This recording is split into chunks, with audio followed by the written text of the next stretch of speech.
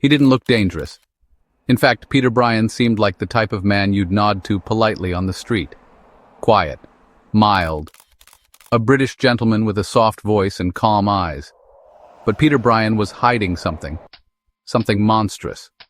This is the true story of a man who murdered and then cooked his victims. It began in 1993. Peter was in his early 20s. He had been diagnosed with paranoid schizophrenia and was already showing signs of deep psychological disturbance. One day, without any warning or clear motive, he murdered a young woman in his building, a random, violent act that shocked the community. Instead of going to prison, Peter was sent to a secure psychiatric hospital. And for years, he stayed there. Calm, cooperative, improving. At least that's what the doctors thought. Then came the mistake. In 2004, more than a decade later, they decided Peter Bryan was better. They released him into the community, free but under supervision. He was moved to a semi-independent housing facility in London. He was polite, smiling, friendly with his neighbors.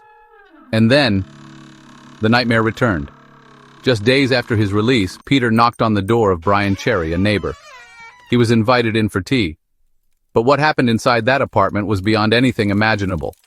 Peter Bryan killed Bryan, smashed his head open, and then removed his brain.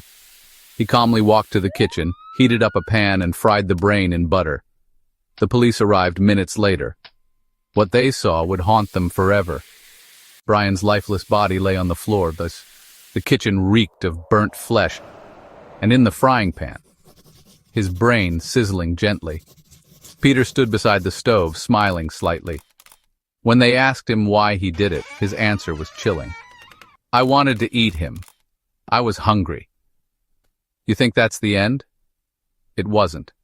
After his arrest, Peter was sent to Broadmoor Hospital, one of the most secure psychiatric facilities in Britain. Surely now he was finally contained. But even there, among killers and guards and locked doors, he killed again.